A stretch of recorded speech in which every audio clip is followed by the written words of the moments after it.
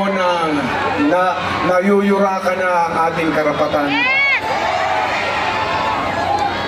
Masyado na pong mababaw ang tingin sa atin. Ang katotohanan at katuwiran ay tinatapakan na. Hindi na tayo pwede magbulag-bulagan dito. Hindi natin pwedeng isarado ang ating mga mata. Kung ano yung dapat nating ipaglaban na natin. Ito na po yung panahon na yun. Nais ko pong ibahagi sa inyo isang awit na ginawa po namin aking kaibigan from Cagayan de Oro. Si Charlie Busaco. Ang title po nito ay Pilipinas. Ito po ay patungkol sa ating karapatan, patungkol sa mga problema ang pumapasok sa atin, sa ating bayan, kung paano natin dapat harapin ito. Pero dapat harapin natin ito nakasama ang Panginoong Diyos. Kaya tama po ito. This time, this is beyond our control. We need God. We need prayers. We need to be together and pray. Kasi kapag kasama natin, di ba sinabi ng Panginoon, ask anything in my name and I will do it. Sa John 14:14. Ihiligin natin sa Kanya, i-claim natin na babalik ang ating Ama na si Tatay dito. Gawin po natin yun. At ibibigay niya yun sa atin. Ito po yung awit na yun. Sana po ay makanta nyo rin, makasama ko kayong umawit ngayong gabi dito.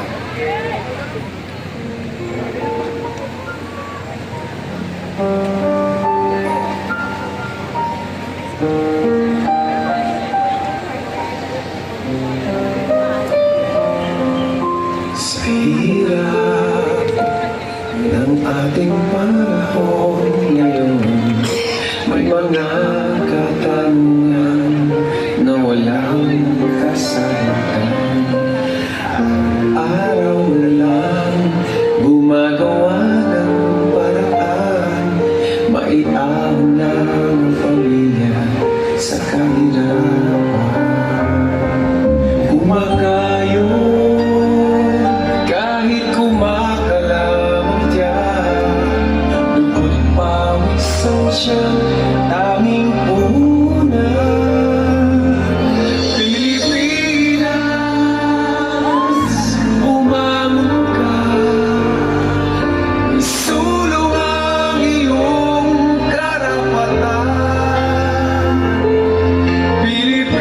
Pilipinas, lumaban ka, sa talino at galing, tagumpay ay mararating. Pilipino, kung may pagsubok man, lilipas din ito. Maging panatag ka, Diyos ay kasama.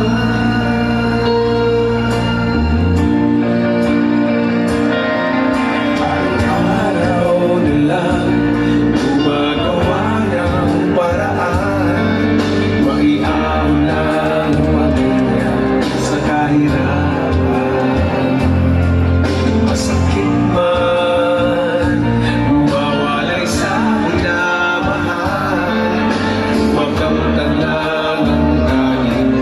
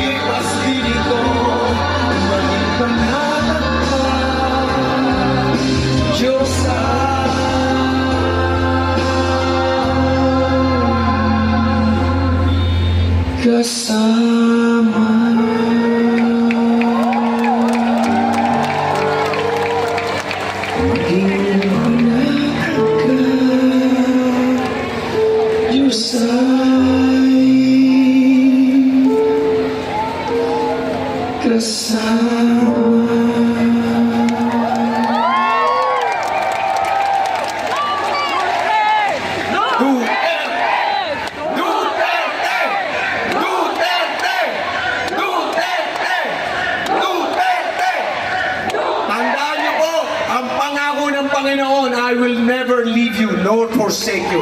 Kaya hindi po tayo iiwan. Kapag katuwiran, katotohanan po ang pinaglalaban natin, kasama po natin siya.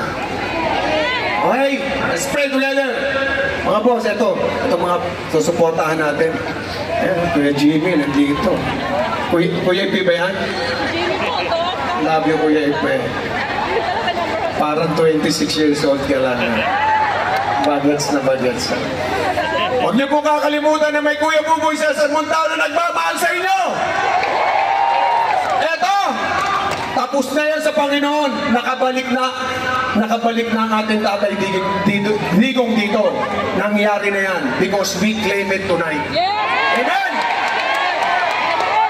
Maraming salamat, Ginoong Cesar Montano! Talagang mananaig ang kabutihan. Naniniwala ba kayo niyan? At dadaigin nito ang kasamaan. At para magbigay pa